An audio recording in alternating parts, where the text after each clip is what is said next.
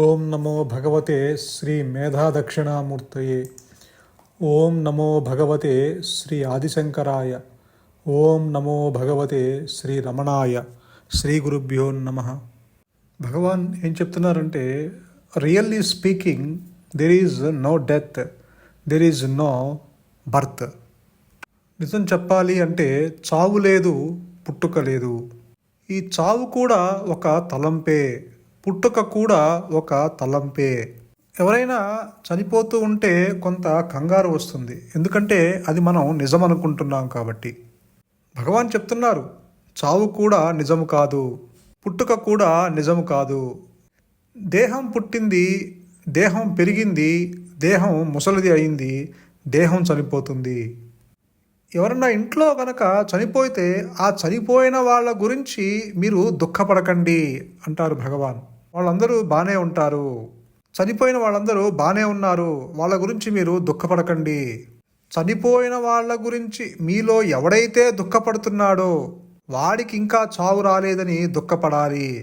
మన ఇంట్లో ఎవరన్నా చనిపోతే వాళ్ళ గురించి మనం దుఃఖపడతాం, వారి గురించి మీరు దుఃఖపడకండి, వాళ్ళు బాగానే ఉన్నారు. చనిపోయిన వాళ్ళు బాగానే ఉన్నారు అన్న సంగతి మీకు తెలియక మీరు దుఃఖపడుతున్నారు. కానీ వాళ్ళ గురించి మీకు దుఃఖం వస్తుంటే ఆ దుఃఖపడే వాళ్ళకి ఇంకా చావు రాలేదు అన్న దానికి దుఃఖపడండి. మీరు దుఃఖపడద్దు అని నేను అనటం లేదు. ఒకవేళ మీకు దుఃఖపడాలని ఉంటే ఎవడైతే మీ ఇంట్లో చనిపోయారో వాళ్ళ గురించి దుఃఖపడే బదులు వాళ్ళ గురించి ఎవడైతే మీ లోపల ఉండి ఎవడైతే దుఃఖపడుతున్నాడో వాడికి ఇంకా చావు రాలేదని మీరు దుఃఖపడండి అని మనకి చెప్తున్నారు భగవాన్. అంటే చనిపోయిన వాళ్ళ గురించి మీరు దుఃఖపడాల్సిన అవసరం లేదు. ఎవరైతే చనిపోయిన వాళ్ళ గురించి దుఃఖపడుతున్నాడో వాడు ఇంకా చావలేదని దుఃఖపడండి అంటారు. అంటే ఆ దేహాత్మబుద్ధి చావలేదని దుఃఖపడండి. ఇప్పుడు ఎవరన్నా మన ఇంట్లో చనిపోతే దుఃఖపడుతుంటున్నాం. ఎందుకు, ఎవరు దుఃఖపడుతున్నారు? ఆ మనస్సే కదా, ఆ దేహాత్మబుద్ధే కదా దుఃఖపడేది. కాబట్టి ఆ దేహాత్మబుద్ధి చనిపోలేదని దుఃఖపడండి. చనిపోయిన వాడు నేను చనిపోతున్నాను అని అనుకుంటాడు, అది కూడా ఒక తలంపే. ఈ శరీరము పుట్టినప్పుడు నేను పుట్టాను అని అనుకుంటాడు, అది కూడా ఒక తలంపే. అది మనస్సే, ఇది మనస్సే. కానీ నిజంగా నీవు ఎప్పుడు పుట్టావు అంటే శరీరం పుట్టినప్పుడు నువ్వు పుట్టలేదు. ఈ నేను అనే తలంపు పుట్టినప్పుడు నువ్వు పుట్టావు. ఇప్పుడు మనం అందరం ఏం చేస్తున్నాం? ఆ నేను అనే తలంపు పోగొట్టుకోవటం కోసము ఎలాగా అని ప్రయత్నం చేస్తున్నాం. ఎందుకంటే ఇప్పుడు ఏ స్టేట్లో మీరైతే ఉన్నారో అది నిజమైన స్థితి కాదు. అది మీకు తెలియకపోవచ్చు. మీరు ఉన్న స్థితి నిజమైన స్థితి కాదు. It is not a true state, it is not a real state. అంటే ఆ ట్రూ స్టేట్ చేరుకునే వరకు, ఆ రియల్ స్టేట్ చేరుకునే వరకు మనల్ని ఆ దుఃఖము, వేదన వెంటాడుతూనే ఉంటుంది. ప్రతి మనిషికి దుఃఖం తరుముకుంటూ వస్తుంది. తాత్కాలికంగా మీకు దుఃఖం లేనంత మాత్రాన లేదు అని అనుకోకండి. ఆ దుఃఖం వాయిదా పడుతూ ఉంటుంది. మళ్ళీ ఆ దుఃఖము ఏదో ఒక రోజు వచ్చి తీరుతుంది. కాబట్టి ఆ రియల్ స్టేట్ని చేరుకునే వరకు ఏ మనిషిని కూడా ఆ దుఃఖం విడిచిపెట్టదు. ఎవరికైనా తలనొప్పి వస్తే ఆ తలనొప్పి అలానే ఉండాలని మనం ఎవరు అనుకోము. తలనొప్పి వస్తే వచ్చింది, దానివల్ల నష్టం ఏమిటి అని ఆ తలపోటుని అలా ఉండనీయం. ఆ తలకాయ నొప్పిని అలానే అంటిపెట్టుకోరా అని అడుగుతారు భగవాన్. ఆ తలకాయ నొప్పి పోగొట్టుకోవటానికి మనము డాక్టర్ దగ్గరికి వెళ్తాము, మందులు తీసుకుంటాము. ఒకవేళ అక్కడ తగ్గకపోతే ఇంకొక డాక్టర్ దగ్గరికి వెళ్తాము, ఇంకొక సర్జన్ దగ్గరికి వెళ్తాము. అవసరమైతే ఆపరేషన్ చేయించుకుంటారు, మందులు మింగుతుంటారు, ఇంజక్షన్ చేయించుకుంటాం. ఆ తలకాయ పోటు అలా ఉంటే నష్టం ఏమిటి? ఆ తలకాయ పోటు అంటే ఆ తలనొప్పి అలానే అంటిపెట్టుకోరా అని అడుగుతున్నారు భగవాన్. ఎందుకంటే తలనొప్పి వల్ల మనకి బాధ వస్తుంది. ఎందుకని దాని గురించి మనము వేదన పడి దాని నుంచి బయటపడాలనుకుంటున్నాము అంటే ఆ తలనొప్పి రాకముందు మనము ఆ సుఖాన్ని, శాంతిని మనం అనుభవించాం కాబట్టి. అందుచేత ఈ తలనొప్పి పోతే కానీ నేను ఆ అంతకుముందు అనుభవించిన ఆ సుఖము, శాంతి నేను పొందలేను అన్న సంగతి మీకు తెలుసు కాబట్టి ఆ తలనొప్పి పోగొట్టుకోవటం కోసము మనము ఎక్కడికైనా వెళ్తాము, ఎంత దూరమైనా వెళ్తాము. అదేవిధంగా నేను అనే తలంపు లేనప్పుడు మనం ఉన్నాము. అన్లిమిటెడ్ బ్లిస్, అన్బ్రోకెన్ హ్యాపీనెస్ అక్కడ అనుభవించాము. తలనొప్పి పోతేనే కానీ మనం ఆ సుఖము అనుభవించలేమో, అలానే ఈ నేను అనే తలంపు పోతే కానీ ఈ సుఖము మనకి రాదు. కాబట్టి ఈ సాధనంతా దేని కొరకు అంటే ఆ సుఖము శాంతి అనుభవించటానికే. కాబట్టి ఈ శరీరము పుట్టినప్పుడు నువ్వు పుట్టలేదు, ఈ శరీరము చనిపోయినప్పుడు నువ్వు చనిపోవు. మరి నువ్వు నిజంగా ఎప్పుడు పుట్టావు? ఈ నేను అనే తలంపు పుట్టినప్పుడే నువ్వు పుట్టావు. దేహం వస్తే ఇంద్రియాలు వచ్చినాయి, ఇంద్రియాలు వస్తే ఈ సంసారం వచ్చింది. ఈ దేహంతో వేగలేకపోతున్నాను రా బాబు అని ఎవరూ బాధపడరు, కానీ బర్త్డేలు అన్నీ చేసుకుంటాం. ఇక్కడ భగవాన్ ఏం చెప్తున్నారంటే ఈ బర్త్డే నిజం కాదు, డెత్ డే నిజం కాదు. ఇప్పుడు మనకి బర్త్డే తెలుస్తుంది కానీ డెత్ డే తెలియటం లేదు. కానీ డెత్ డే అది ఖాయమే. ఏ రోజు మనం శరీరము విడిచిపెడతామో మనకే తెలియదు. కాబట్టి డెత్ డే ఎంత అసత్యమో బర్త్డే కూడా అంతే అసత్యము. నీవు ఆత్మవి, ఆత్మకి పుట్టుక లేదు, చావు లేదు. ఏదైతే పుట్టదో, ఏదైతే చావదో అదే నువ్వు. ఈ చచ్చేది పుట్టేది నువ్వు కాదు. చావటమే అసత్యమైనప్పుడు మరి పుట్టడం మాత్రం సత్యం ఎలా అవుతుంది? ఈ చావు పుట్టుకలు పారమార్థిక దృష్టితో చూస్తే ఇవన్నీ నిజాలు కానే కావు. అలాగే ఈ రాబోయే జన్మలు, పూర్వజన్మలు, ఈ పుణ్యాలు పాపాలు నిద్రలో లేవు. మనస్సు ఉన్నప్పుడే మీరు రాబోయే జన్మ గురించి ఆలోచిస్తారు. మనస్సు లేనప్పుడు మీకు రాబోయే జన్మ గురించి ఆలోచించరు. అక్కడ ఏ ఆలోచనలు ఉండవు. అంటే ఈ చావు పుట్టుకలు, ఈ పాపపుణ్యాలు, ఈ పూర్వజన్మలు ఇవన్నీ నీ మనస్సులోనే ఉన్నాయి. మనస్సును దాటితే ఈ చావు లేదు, పుట్టుక లేదు.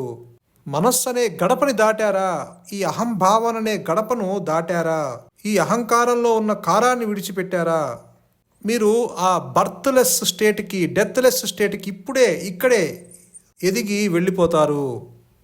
ఎప్పుడో కాదు, ఇక్కడే, హియర్ అండ్ నౌ.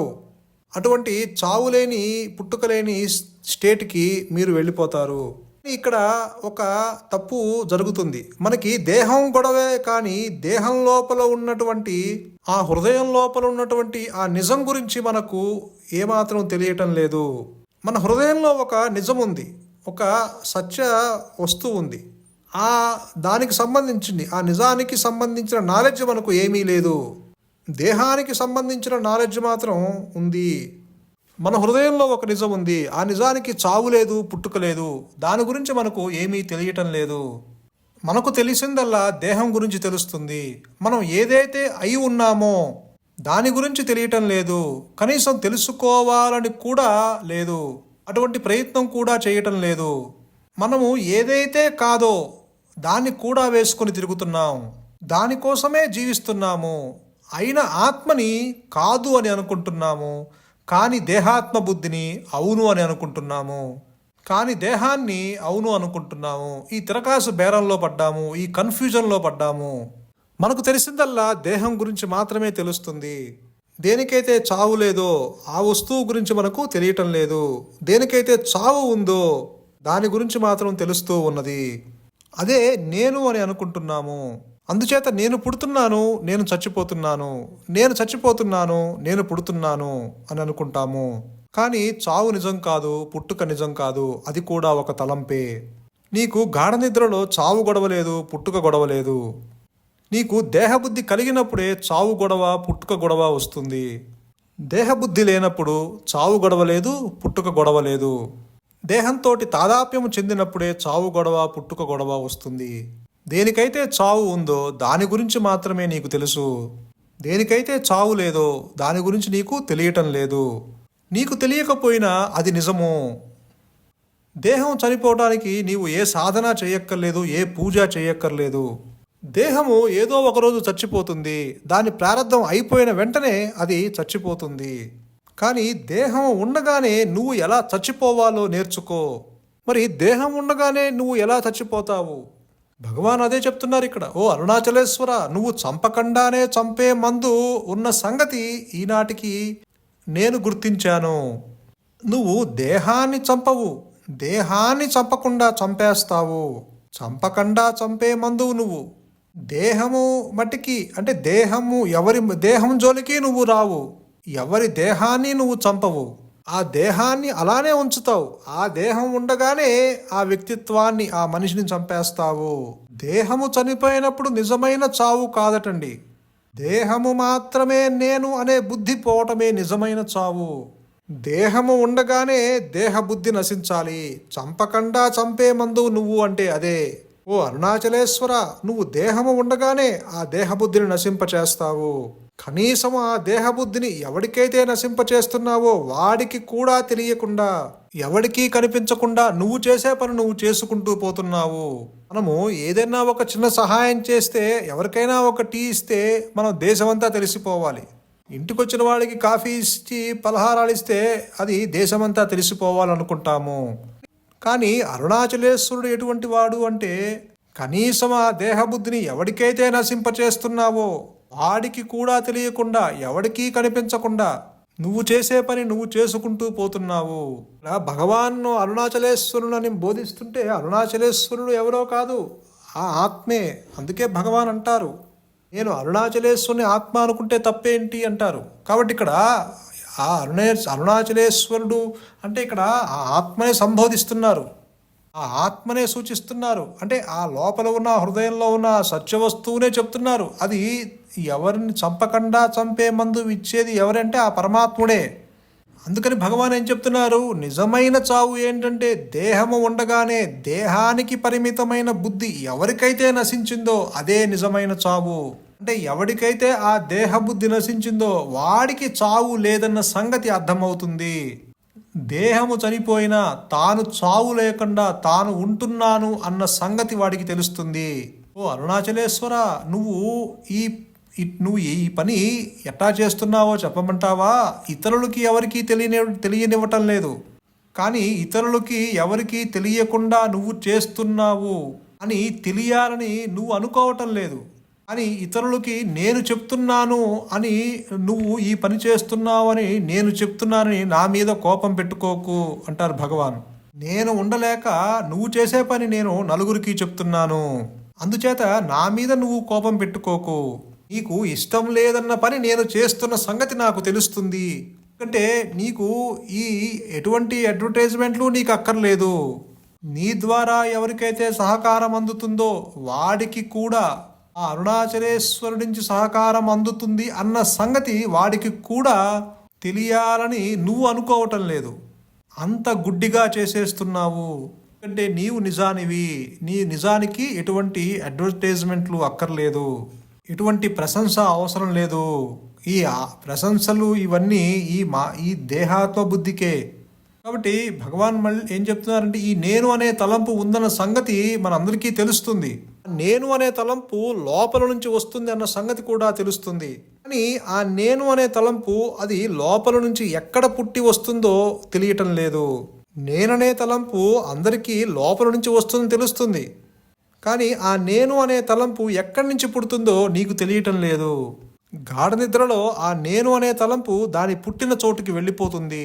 జాగ్రత్తావస్థలో మీరు సాధన చేసి ప్రయత్నం చేసి ఆ నేను అనే తలంపు పుట్టిన చోటు గనక మీరు చూడగలిగితే, ఆ శాంతి ప్రవాహము, ఆనంద సముద్రము, ఆ శాంతి సముద్రం వచ్చి నీ సహస్రాన్ని ముంచుతుంది. ఆ శాంతి అంత వేగంగా వస్తుంది, అంత పటిష్టంగా వస్తుంది, అంత సమగ్రంగా వస్తుంది. కాబట్టి మన మనస్సు ఎంత నిజమో బయట ఉన్న దేవుళ్ళు కూడా అంతే నిజము. నిజమైన దేవుడు నీ హృదయంలోనే ఉన్నాడు. నిజమైన దేవుడు ఎక్కడ ఉన్నాడో భగవాన్ మనకి అడ్రస్ చెప్పేశారు.